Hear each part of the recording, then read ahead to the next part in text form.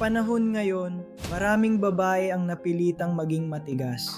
Single moms na walang choice kundi mag-isa, mga babae na nasaktan, niloko, iniwan, mga taong natutong umasa sa sarili nila dahil wala nang ibang aasahan. At sa totoo lang, naintindihan ko kung bakit ganun. Kasi minsan, kapag nasaktan ka ng paulit-ulit, ang instinct mo is tumigas, mag-build ng walls, maging independent. Pero gusto kong maging honest sa'yo ngayon. Hindi ka ginawa ng Diyos para maging emotionally hardened. Hindi ka rin ginawa para maging ego-driven or I don't need anyone mentality. Pero hindi rin ibig sabihin nun, hahayaan mo na lang ma-abuse ka. Kasi may gitna, may balance. Bible reference Genesis 2:18, hindi mabuti na ang tao ay nag-iisa. Ang design ng Diyos sa babae, hindi weakness. It's feminine strength. Soft, pero grounded. Gentle, pero may discernment, open, pero may boundaries.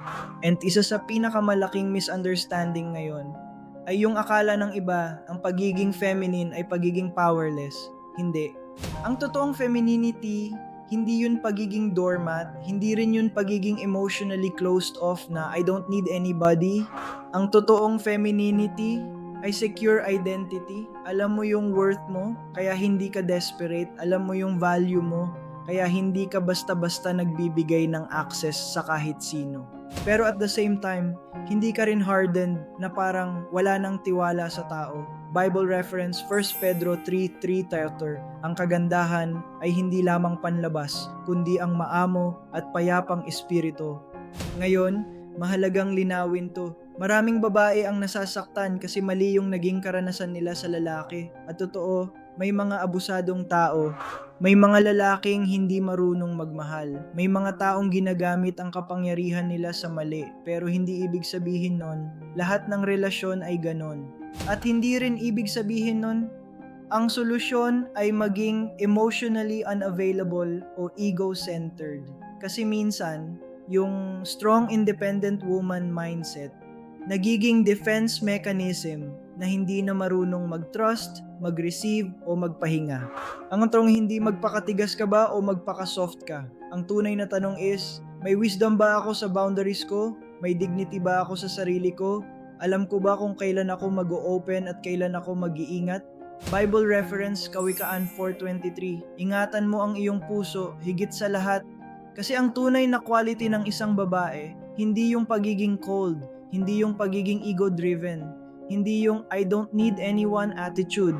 Ang tunay na kalidad ay grounded identity in God. Kapag alam mo kung sino ka kay Kristo, hindi ka madaling manipulahin, hindi ka madaling abusuhin, hindi ka rin madaling mawala sa sarili mo. Pero nananatili kang gentle, nanatili kang soft, nanatili kang feminine in the right way. And sa mga single moms, gusto kong sabihin to ng malinaw. Hindi ka kulang, hindi ka failure, hindi ka second class. Kung pagod ka na sa pagiging strong palagi, gusto kong malaman mo, hindi mo kailangang dalhin lahat mag-isa habang buhay. May Diyos na gustong ibalik ang healing sa puso mo. May Diyos na gustong ibalik ang peace mo. At may Diyos na gustong ituro ulit sa'yo kung ano ang totoong identity mo bilang babae. Hindi ka niya binuo para maging bitter. Hindi ka rin niya binuo para maging ego-driven, kundi para maging whole. Soft pero strong, gentle pero wise, feminine pero grounded in truth.